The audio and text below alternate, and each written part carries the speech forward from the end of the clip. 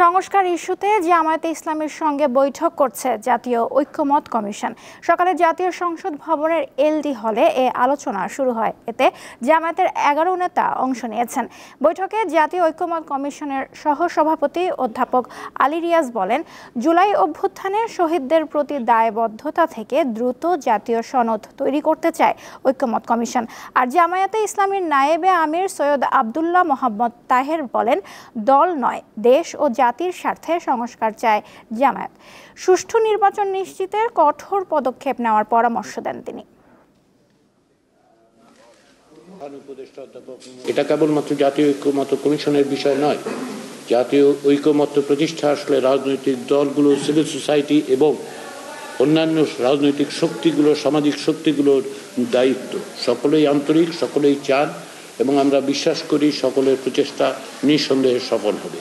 এবং মূল লক্ষ্য হচ্ছে আমাদের আগামী নির্বাচন যদি সুষ্ঠু হয়, সঠিক হয় এবং অবাধ হয়, সন্ত্রাসমুক্ত হয়, এটি আমাদের একটি প্রধান লক্ষ্য। কারণ আজকে বাংলাদেশ যেখানে সে দাঁড়িয়েছে সেটার পিছনে সবচেয়ে বেশি অনুঘটক হিসেবে কাজ করেছিল গত 3টি নির্বাচনের নামে প্রশ্ন। ওয়ালটন বিএলডিসি ফ্যান, খরচ বাঁচে 65% পর্যন্ত। ওয়ালটন বিএলডিসি ফ্যান ছড়ায় স্বস্তির সবুজ হাওয়া। জাতীয় সংসদ ভবনে রয়েছেন সহকর্মী শিউলি শবনম। তিনি যোগ দিচ্ছেন আরও তথ্য নিয়ে। শিউলি, সংস্কারের লক্ষ্যে জামায়াত কি প্রস্তাব তুলে ধরেছে আজকে? নওশিন, আপনি জানেন যে জামায়াত ইসলামীর সাথে ঐকমত্য কমিশনের এই যে বৈঠক, এটা আসলে রাজনৈতিক দলগুলোর সাথে ঐকমত্য কমিশন যে ধারাবাহিক বৈঠকটি করেছে তারই একটি অংশবিশেষ। এবং আপনাকে জানিয়ে রাখি, গত 26 এপ্রিল জামায়াত ইসলামীর সাথে ঐকমত্য কমিশনের সর্বশেষ বৈঠকটির পর আজকে জামায়াত ইসলামের সাথে এটি দ্বিতীয় বৈঠক। এবং বৈঠকের শুরুতে ঐকমত্য কমিশনের সহসভাপতি আলী রিয়াজ যেটা বলেছেন গণমাধ্যমকে, আসলে তিনি একটি জাতীয় স্বার্থে যে ঐকমত্য কমিশন যে সনদটি তৈরি করতে চায়, সেই সনদটি তৈরি করতে আসলে রাজনৈতিক দল সহ সব ধরনের স্টেক হোল্ডারদের আসলে এক্ষেত্রে অগ্রণী ভূমিকা রাখতে হবে এবং তাদের প্রত্যেককে নিজ নিজ অবস্থান থেকে এগিয়ে আসতে হবে। এবং এক্ষেত্রে জামায়াত ইসলামের ভূমিকা নিয়ে যদি একটু বলি, যে তারা আসলে যেটা বলেছেন যে জাতীয় স্বার্থে জামায়াত সবসময় সরকারকে সব ধরনের সহযোগিতা করতে তারা একমত। তবে তারা বলেছেন যে জামায়াত ইসলামী মনে করে, জামায়াত আমির ব্যক্তিগতভাবে যেটা বলেছেন যে তিনি আসলে মনে করেন এই মুহূর্তে দেশের যে রাজনৈতিক পরিস্থিতি সেটা আসলে নির্বাচনের জন্য খুব বেশি ইতিবাচক বা নির্বাচনের জন্য উপযোগী বলে তিনি ব্যক্তিগতভাবে মনে করেন না।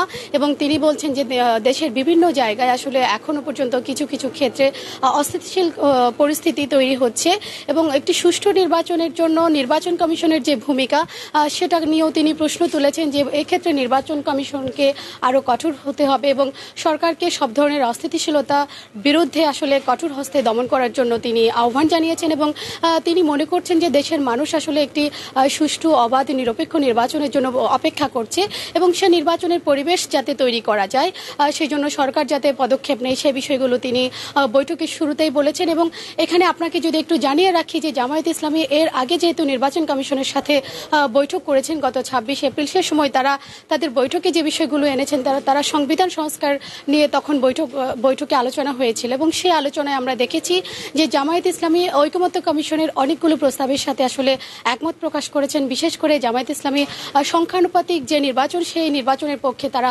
তাদের মতামত তুলে ধরেছেন এবং সংসদের যে দ্বিকক্ষ বিশিষ্ট পার্লামেন্ট সেটা তারা ঐকমত্য কমিশনের সাথে একমত জানিয়েছেন। এবং কোনো ব্যক্তি ক্ষমতায় দুইবারের বেশি প্রধানমন্ত্রী হতে পারবে না ঐকমত্য কমিশনের এই প্রস্তাবের সাথেও জামায়াত ইসলামী আসলে একমত জানিয়েছেন সে সময়। এবং আমরা দেখেছি জামায়াত ইসলামের বেশ কিছু পয়েন্টে রাজনৈতিক দল বিএনপি তাদের সাথে দ্বিমত রয়েছে এবং আমরা এই বৈঠকটা মূলত শেষ হলেই আপনাদেরকে সম্পূর্ণভাবে জানাতে পারবো জামায়াত ইসলামী তাদের ঐকমত্য কমিশনের কাছে যেসব মতামত তুলে ধরেছে সেক্ষেত্রে তাদের আরও কোনো দ্বিমত আছে কিনা বা নতুন কোনো প্রস্তাবনা আছে কিনা। নওশিন, ধন্যবাদ শিউলি।